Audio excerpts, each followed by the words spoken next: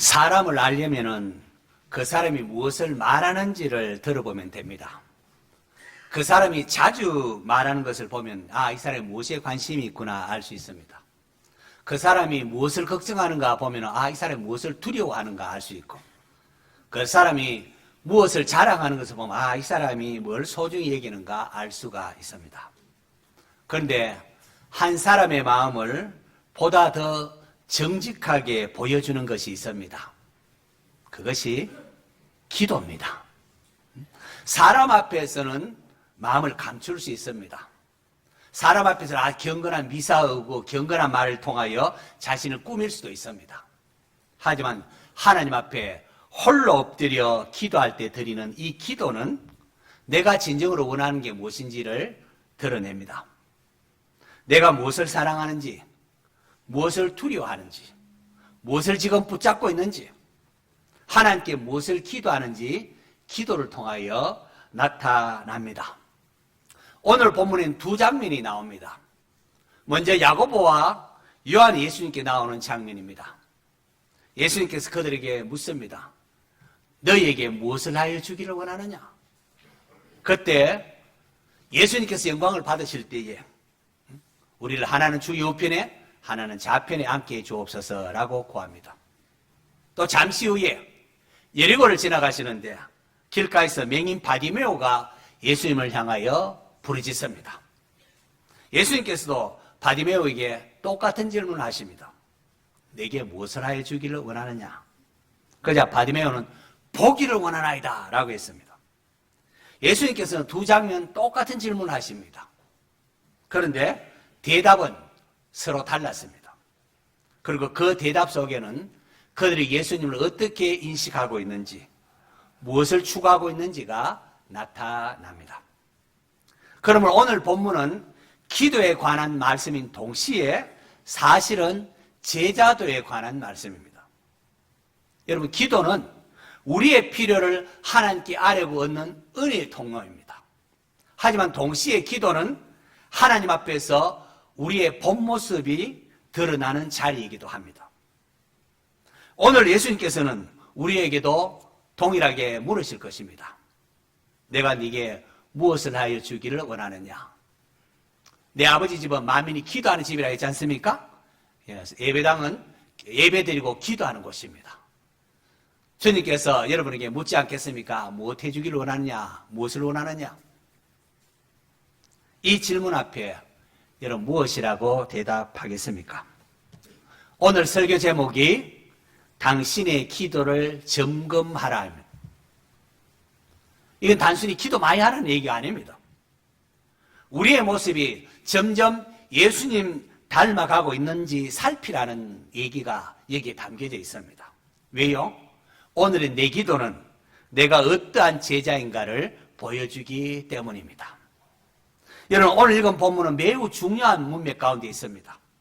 예수님께서 예루살렘으로 올라가면서 지금 세 번째 자신의 죽음을 예고하고 있습니다.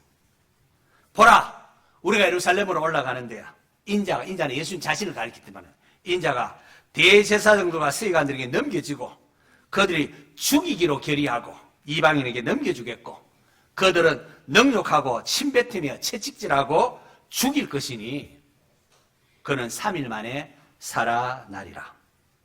예수님의 마음은 이미 십자가를 향하고 있습니다. 그런데 바로 그 직후에 내가 이제 죽을 것이다 했는데 그 직후에 야고보 요한이 예수님 찾아와서 선생님 무엇이든지 우리의 구하는 바를 우리에게 하여 주기를 원합니다. 그렇게 예수께서 너에게 무엇을 하여 주기를 원하느냐 물었습니다. 그러자 야고보 요한이 대답하기를 주의 영광 중에서 이제 예수님이 우리 예루살렘으로 가면 이스라엘 왕이 되실 텐데 하나는 주의 우편에 하나는 좌편에 앉게 해 주옵소서라고 합니다. 참 아이러니하지요. 예수님은 자신이 고난받고 죽음을 당할 것이라고 말씀하는데 제자들은 영광을 구하고 있습니다. 예수님은 십자가를 지금 바라보면서 마음이 얼마나 무거웠겠습니까? 그런데 제자들은 왕자를 바라보면서 어떻게 하면 내가 저 자리에 올라갈까 지금 그러고 있습니다. 여기서 우리는 야고보 요한을 쉽게 비난해서는 안 됩니다.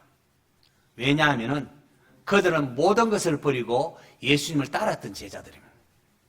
변화산에도 함께 올라갔고 야이로의 딸을 살 때도 주님께서 기약에서 함께 했습니다. 겟세마네 동산에서도 예수님 가장 가까이 있었던 제자들입니다. 문제는 그들의 헌신이 아니었습니다. 문제는 예수님을 제대로 이해하지를 못했다는 겁니다. 그들은 예수님 예루살렘으로 가면 이스라엘이 왕이 될 건데, 왕이 될 건데. 근데 지금이야말로, 이제 왕 되기 전에, 지금이야말로 예수님이 이스라엘 왕이 되면은 공신들로 누구를 책봉할까 지금 배정하고 있을 거라, 그렇게 생각한 겁니다. 우리는 그들을 보면서 웃을 수 없습니다. 왜요? 우리도 신앙생활을 오래 하고 예수님을 따른다고 하면서 어느 순간에 보니까 예수님은 뒷전이고 내가 잘 되는 것을 더 많이 구할 수 있기 때문입니다. 교회를 위하여 기도한다고 하지만은 가만히 우리의 기도를 정직하게 들여다보면은 내 자녀를 위하여, 내 사업, 내 건강, 내 계획이 기도의 사실 대부분을 차지하는 경우가 많지 않습니까? 물론 이런 기도를 하면 안 된다 이런 말이 아닙니다. 성경은 우리에게 필요를 하나님께 아뢰라, 너희 구할 것을 하나님께 아뢰라 라고 말했습니다. 그러나 문제는 우리의 기도의 그 중심이 누구에게 있느냐, 그저 나 자신만 위한 거냐, 그 기도의 중심이 하나님 나라와 예수님께 있느냐, 그 중심이 문제라는 거죠. 야고보와 요한의 간구, 주의 영광 중에 라고 하면서 마치 예수님을 위한 것처럼 보입니다. 하지만 사실은 자기들을 위하여 지금 간구하는 겁니다. 그래서 예수님께서 너희는 너희가 구하는 것을 알지 못하는도다. 예수님이 예루살렘으로 갈 때 예수님이 좌우편에, 십자가에 달 때 좌우편에 두 강도가 있지 않습니까? 제자들이 그거 구한 건 아니지 않았겠습니까? 예수의 말씀은 너희는 아직 내가 누구인지, 내가 왜 왔는지 모르고 있구나 라고 말하는 거예요. 그리고는 예수님이 전혀 야고보와 요한이 예상치도 못한 질문을 하십니다. 너희가 내가 마시는 잔을 마시며 내가 받는 세례를 받을 수 있느냐? 왜 갑자기 잔 이야기, 세례 이야기를 할까요? 제자들은 왕자를 말하는데 예수님은 잔을 말씀합니다. 제자들은 영광을 말하는데 예수님은 고난을 말씀하십니다. 이 예수님께서 말씀하신 잔은 구약 성경에서 하나님의 진노와 고난을 상징하는 표현일 때 사용되는 겁니다. 예수님 겟세마네 동산에서 아버지여 이 잔을 내게서 옮기시옵소서. 이 잔은 바로 십자가에서 담당해야 되는 하나님의 진노와 고난을 의미합니다. 세례 또한 고난과 죽음을 의미합니다. 누가복음 12장 50절에 예수님께서 나는 받을 세례가 있으니 라고 했는데 이 예수님이 받을 세례는 바로 십자가를 가리키는 것이었습니다. 결국 잔과 세례는 표현만 다를 뿐이지 모두가 예수님께서 감당해야 하는 십자가의 고난과 죽음을 가리킵니다. 야고보 요한에게 예수님께서 너희들이 지금 영광만 이야기하는데 나는 지금 십자가를 향해 가고 있다 그렇게 말씀합니다. 예수님이 왕자를 부정하는 건 아닙니다. 영광을 부정하는 것도 아닙니다. 그러나 예수님의 영광은 십자가를 통하여 나타난다는 것을 제자들에게 가르치는 겁니다. 그런데 야고보 요한이 어떻게 대답합니까? 너희들이 내가 마시는 잔을 마시고 내가 받는 세례를 받을 수 있느냐 하니까 야고보 요한이 예, 할 수 있습니다. 할 수 있습니다. 예수님의 좌우편에 앉을 수만 있다면, 그 영광을 누릴 수만 있다면 웬만한 고난, 웬만한 어려움 감내하겠습니다 라는 겁니다. 그래서 예수님께서 말씀하시기를 너희는 내가 마시는 잔을 마시며 내가 받는 세례를 받으려니와. 이 말씀은 놀랍게도 예언이었습니다. 실제로 야고보는 사도들 가운데 가장 먼저 순교하지 않습니까? 그리고 요한도 예수님의 말씀과 증거로 말미암아 반모섬에 오랫동안 유배됩니다. 그들도 결국은 예수님의 잔을 마시고 세례를 받게 되는 거죠.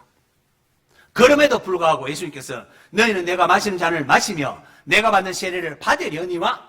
그럼에도 내 좌우편에 앉는 것은 내가 줄 게 아니라 누구를 위하여 준비되었든지 그들이 받을 것이니라. 야고보와 요한의 강구가 거절됐습니다. 왜요? 이건 앞에 있는 거 맞죠? 앞에 하나님의 나라와 하나님의 영광스러운 자리는 인간의 공로에 대한 보상으로 주어지는 것이 아니기 때문에 그렇습니다. 내가 이만큼 했기 때문에 하늘나라 갈 수 있느냐? 그게 아니라는 거예요.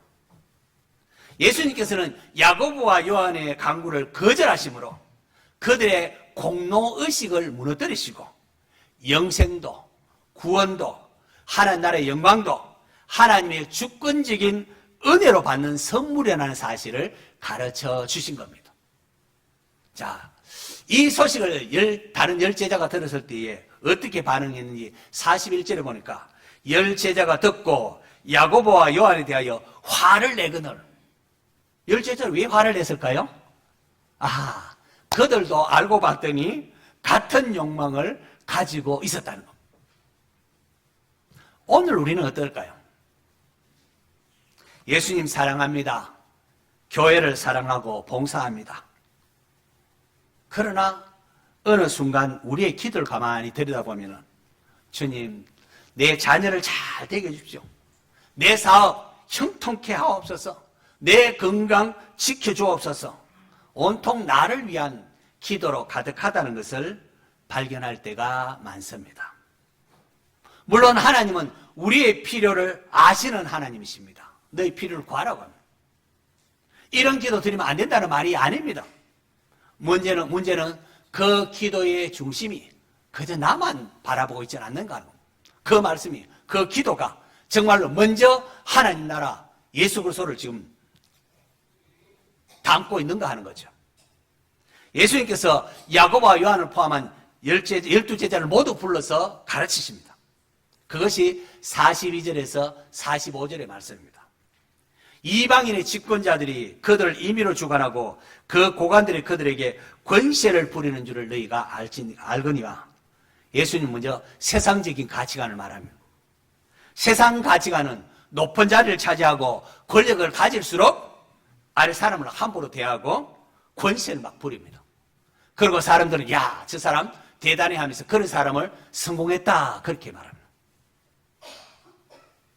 야고보와 요한도 바로 이러한 세상적 가치관을 가지고 지금 하나님의 나라를 이해했습니다. 그런데 예수님은 단호하게 말씀하십니다. 너희 중에는 그렇지 않을지니. 이 한 말씀이 얼마나 강력한 말씀인지 모릅니다. 세상은 그렇게 살아도 너희는 그렇게 살면 안 된다는 겁니다. 세상은 막 권세를 부리고 뭐 사람들 아래 사람 마음대로 하는 게 성공이라고 할지 모르지만은 너희는 그렇지 않다는 겁니다.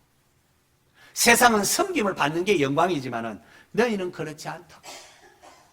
너희 중에 누구든지 크고자 하는 자는 너희를 섬기는 자가 되고, 너희 중에 누구든지 어뜸이 되고자 하는 자는 모든 사람의 종이 되어야 하리라고 하십니다. 바로 이것이 예수님께서 만들어가고 있는, 예수님께서 세우시는 교회 공동체의 모습이랍니다. 교회 공동체는 중한 직분을 맡을수록 섬기는 자리, 낮은 자리, 종의 자리로 서는 겁니다. 예수님이 크지 말라고 말씀한 게 아닙니다. 어뜸이 되지 말라고 말씀하지도 않으셨습니다. 세상 가치관은 남을 딛고 올라가는 사람을 크다고 인정하지만 예수님은 다른 사람을 섬기는 사람이 크다고 인정한다는 겁니다. 세상은 권력을 가지고 사람을 움직이지만 예수님은 사랑으로 섬기십니다. 사람을.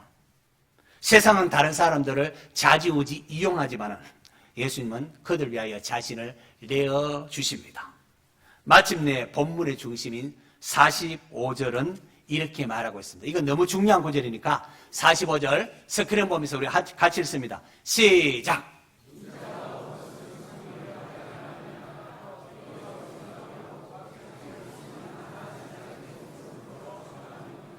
여기 인자는 예수님이 자기를 가리켰다는 말입니다. 예수님이 왜 오셨다고요? 예수님은 섬김을 받으려 온 게 아니고 도리어 섬기려 하고 자기 목숨을 많은 사람의 대속물로 주려 함이니라.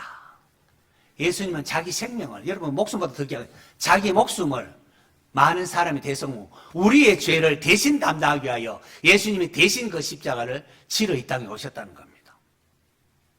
죄로 인하여 우리는 영원히 죽을 수밖에 없는데 예수님이 우리 죄를 대속하시고 하나님 나라 천국으로 이끌기 위해 이 땅에 오셨다는 겁니다. 마가복음 전체에 가장 중요한 말씀이 마가복음 10장 45절. 인자가 온 것은 섬김을 받으려 함이 아니라 도리어 섬기려 하고 자기 목숨을 많은 사람의 대속물로 주려 함이니라. 마가복음 10장 45절. 이 말씀이 오늘 본문을 푸는 열쇠입니다. 야고보와 요한의 기도도 바디메오의 기도도 이 말씀을 마가복음 10장 45절 기준으로 해석해야 됩니다. 앞의 이야기도 뒤의 이야기도 예수님께서 오신 목적을 가지고 이해를 하셔야 됩니다. 그리고 이 말씀이 오늘 우리의 기도를 점검하는 가장 중요한 기준이 되어야 됩니다. 예수님이 왜 이 땅에 오셨는가? 그걸 알고 기도해야 됩니다. 야고보 요한의 기도가 간구가 왜 잘못됐습니까?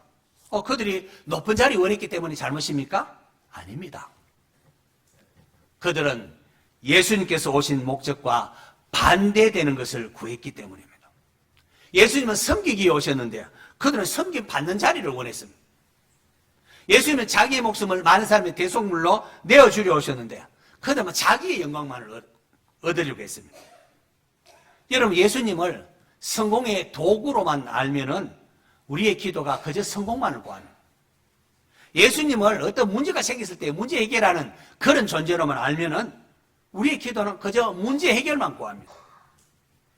그러나 예수님을 나에게 생명을 주기 위하여 나의 목숨을 대신하여 십자가에 지신 그 구세주로 알게 되면은 기도가 달라집니다. 주님 감사합니다. 내가 영원히 죽어야 되고 하나님 저 자리에 있었는데 주님이 나의 죄를 대신한다는 감사합니다. 이제는 날 위해 죽었다가 사신 주님을 위하여 살겠습니다. 내 뜻보다 주님의 뜻이 이루어지기를 원합니다. 이것이 주님을 따르는 참된 제자의 기도라는 겁니다. 여러분, 기도는 하나님을 내 뜻대로 움직이게 하는 게 아닙니다. 그럼 누가 주인이 됩니까? 내가 주인이고 하나님이 종이 되지 않습니까? 하나님이 주인이십니다. 하나님을 내 뜻대로 바꾸는 것이 아니라 내가 하나님 뜻에 맞추어 가는 게 기도입니다. 다시 말하자면 기도는 하나님의 계획을 내 뜻대로 움직이게 하는 그런 시간이 아니라 내 마음이 하나님 뜻을 받아들이는 도록 변화되는 시간이 기도입니다. 그래서 기도는 내가 무엇을 원하는지 보여줄 뿐 아니라 내가 어떤 예수님을 믿고 있는지, 예수님이 어떠하기를 원하는지를 보여주고 있는 것입니다. 오늘 우리의 기도는 어떻습니까? 여러분, 우리는 주님께 기도하면서 무엇을 가장 많이 구합니까? 형통입니까? 자녀입니까? 사업입니까? 이 모든 것을 구할 수가 있습니다. 그러나 그것이 우선이 되고 그것이 우리의 전부가 되어서는 안 됩니다. 예수님의 마음을 알게 되고 예수님이 어떤 분인가 알게 된 제자는 이렇게 기도하기를 시작합니다. 주님, 저를 사용하옵소서. 주님의 뜻을 이루게 하옵소서. 주님을 더 닮게 하옵소서. 주님 말씀처럼 섬기는 사람이 되기를 원합니다. 이런 기도는 우리가 저절로 나오는 게 아닙니다. 우리 안에 죄성이 있기 때문에 이런 기도가 저절로 나오는 게 아닙니다. 예수님을 알아야, 예수님을 깊이 알아갈수록 조금씩 배우게 되는 기도입니다. 그러면 오늘 본문은 기도의 기술을 배우는 게 아니라 기도의 방향을 가르치는 본문입니다. 예수님께서 가고자 하는 길, 예수님이 걸어가신 그 방향이 곧 제자들인 우리가 기도해야 될 방향이라는 겁니다. 예수님이 왜 이 땅에 오시는가? 그것이 우리가 함께 기도해야 될 기도의 방향입니다. 곧이어 마가는 장소를 여리고로 옮깁니다. 여리고는 이제 예루살렘 들어가기 바로 직전에 있는 가장 큰 도시입니다. 마가는 예루살렘 들어가기 직전 여리고에서 또 한 사람을 우리에게 소개합니다. 그는 예수님께 가까웠던 친밀한 제자도 아니고 율법을 많이 알고 있는 율법 종교 지도자도 아닙니다. 그는 길가에 앉아서 한 푼 줍시오 구걸하는 데다가 앞도 보지 못하는 맹인입니다. 그의 이름은 바디메오. 뭐 이름이라 할 것도 없습니다. 디메오의 아들이라는 겁니다. 바디메오. 그는 길가에 앉아서 그저 동냥하면서 구걸하면서 하루하루 살아가는 사람이었습니다. 그런데 그가 예수님 지나가는 소식을 듣습니다. 웅성웅성하는데 이게 무슨 소리입니까? 앞을 보지만 이게 무슨 소리입니까? 나사렛 예수가 지나간다는 소리입니다. 그러자 큰 소리로 외칩니다. 다윗의 자손 예수여 나를 불쌍히 여기소서. 다윗의 자손은 하나님께서 약속하신 메시아를 일컫는 호칭입니다. 바디메오는 육신의 눈은 맹인이기 때문에 앞을 보지 못해서 예수님 보지 못합니다. 하지만 믿음의 눈으로 예수님이 누구신가를 보았습니다. 사람들이 꾸 있습니다. 거짓주의 좀 조용히 못하겠느냐? 잠잠하라. 그러자 바디메오는 더 크게 외칩니다. 다윗의 자손이여 나를 불쌍히 여기소서. 바디메오는 사람들의 시선을 두려워하기보다도 지금 자기 곁을 지나가는 그 예수님을 놓쳐버릴까 더 두려워서 더 크게 외친 겁니다. 그러자 예수님께서 어떻게 하셨습니까? 예수님 지금 예루살렘에 너무나 중요한 목적을 가지고 지금 가고 계십니다. 그런데 그 길을 잠시 멈추십니다. 왜요? 한 사람 때문에. 이게 복음입니다, 여러분. 예수님께서는 십자가를 향해 가는 그 중에도 한 영혼의 부르짖음을 외면하지 않으셨습니다. 십자가에 달리실 때도 한편의 강도가 주님께서 가실 때 나를 기억하옵소서 하지 않습니까? 그때 주님께서 네가 오늘 나와 함께 낙원에 있으리라. 한 영혼의 부르짖음을 외면치 않으십니다. 주님께서 그를 부르라.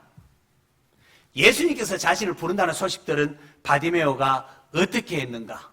마가는 그 장면을 우리에게 아주 자세하게 기술하고 있습니다. 자, 한번 또 50절 말씀 스크린 보고요. 같이 읽습니다. 시작!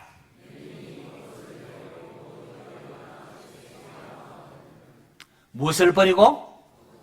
겉옷을 내버리고 뛰어. 앞도 보지 못하는 막 뛰어나옵니다. 맹인에게 있어서 이 겉옷은 그냥 이 옷 저 옷 가운데 하나가 아닙니다. 밤에는 이 옷이 몸을 덮어주는 이불이 되고 낮에는 자기를 보호해주는 그야말로 생존과 직결된 소유물입니다. 바디메오는 예수님의 부름을 받을 때에 자기의 가장 중요한 것을 그냥 던져버리고 그저 뛰어나서 예수님 놓치지 않으려고 달려갔습니다. 우리 지난주에 살펴본 부자 청년은 어떻게 했습니까? 네가 가진 재물 가난한 자에게 나눠주고 하늘에 그럼 상이 많단다. 그럼 나를 따르라니까 아 그래요 하고 그렇게 했습니까? 슬픈 기색을 띠고 근심하며 돌아갔습니다. 딱 대조가 되죠? 반면 바디메오는 맹인 거지 바디메오는 자기가 가장 소중하게 여겼던 이 겉옷도 아랑곳하지 아니하고 주님께로 막 달려옵니다. 예수님께서 질문하십니다. 내게 무엇을 하여 주기를 원하느냐? 야고보와 요한에게 하신 질문과 똑같습니다. 야고보 요한에게는 2인칭 복수고 요거는 2인칭 단수 그 차이뿐입니다. 자, 그때에 무엇을 원하죠? 선생님이요? 보기를 원하나이다. 맹이니까 보기를 원한다 그렇게 생각하겠죠? 아닙니다, 여러분. 아무나 그런 간구를 못합니다. 여러분 상식적으로 한번 생각해 보십시오. 상식적으로 맹인 거지가 지금 매일 구걸하는 사람입니다. 뭐 해줄까 물으면은 뭘 하려고 할까요? 좀 넉넉하게 돈 좀 주십시오. 그게 정상적인 거 아닙니까? 좀 배 안 고프도록 좀 음식 좀 많이 주십시오. 뭐 그렇게 기대하고 그걸 구하는 게 정상적이고 상식적입니다. 그런데 뭘 구했다고요? 포기해 주세요. 그럼 여러분 이거는 예수님이 메시아이기 때문에 그렇게 구한 거지 보통 사람 같으면 그렇게 구할 수가 없는 겁니다. 예수님께서 바디메오에게 말합니다. 가라. 네 믿음이 너를 구원하였느니라. 그러자 바디메오가 곧 보게 되었습니다. 할렐루야. 이로써 모든 문제가 해결된 듯이 보입니다. 그런데 본문의 관심은 그게 끝이 아닙니다. 만약에 바디메오, 눈을 못 보는 바디메오를 예수님 눈뜨게 해줬다, 그걸 말하고 싶으면은 본문은 그가 곧 보게 되었더라, 그렇게 끝맺어야 되는데, 마가는 그렇게 끝맺는 것이 아니라 그가 곧 보게 되어 어떻게 해요? 예수를 길에서 따르니라. 그게 강조점입니다. 마가복음에서 길은 단순한 도로가 아닙니다. 예수님께서 걸어가신 십자가의 길을 말하고 있습니다. 바디메오는 눈만 뜬 사람이 아니라 이제는 주님을 따라가는 제자가 되었다는 겁니다. 여러분, 기도응답, 바디메오의 기도응답은 그 자체가 목적으로 끝나지 않습니다. 바디메오는 응답을 받고는 곧이어서 예수님을 따르는 제자의 길로 이어졌습니다. 자, 이제 오늘 저와 여러분 어떻습니까? 건강을 위하여 하나님 나 좀 건강해 주세요. 이 아픈 거 낫게 해주세요. 건강을 위해서 기도하고 건강 회복되었다. 끝! 이제 예수님 필요 없어. 건강 회복돼서 이제 필요 없어.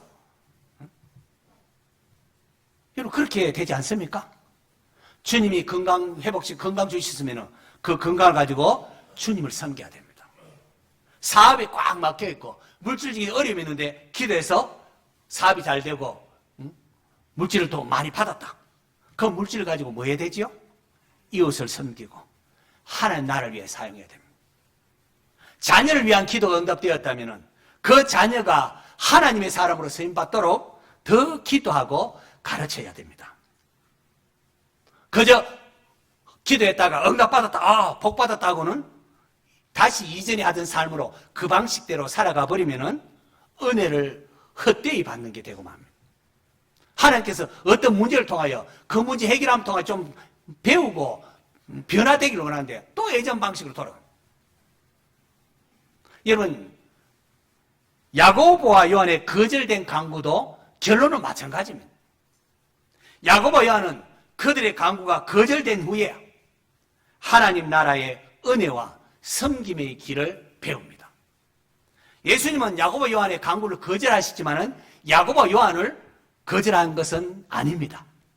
오히려 그들을 다 불러 모으면 12자를 불러 모으고는 잔과 세례를 말씀하시며 십자가의 길을 보여주셨고 하나님 나라의 모든 것이 인간의 공로가 아니라 하나님의 주권과 은혜로 이루어짐을 먼저 야고보 요한에게 알려주셨고, 그리고 무엇보다도 다 불러 모으고 결심한 게 뭔가 예수님이 이 땅에 왜 오셨는가, 예수님이 이 땅에 오신 이유를 알려주셨습니다.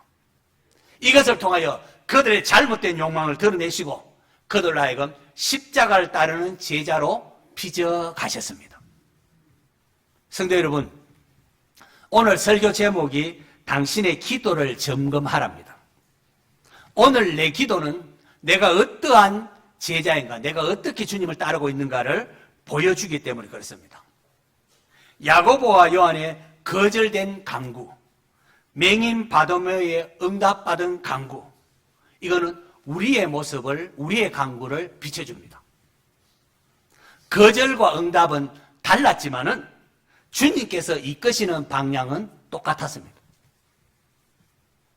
기도 응답과 거절, 기도 응답 받았다, 성공, 기도 거절 받았다, 실패, 그런 게 아닙니다. 기도가 응답 받았다고 반드시 좋은 결과로 이어지는 것은 아닙니다. 기도가 거절되었다고 해서 하나님부터 버림받는 것도 아닙니다. 응답받든 거절되든 중요한 건 이겁니다.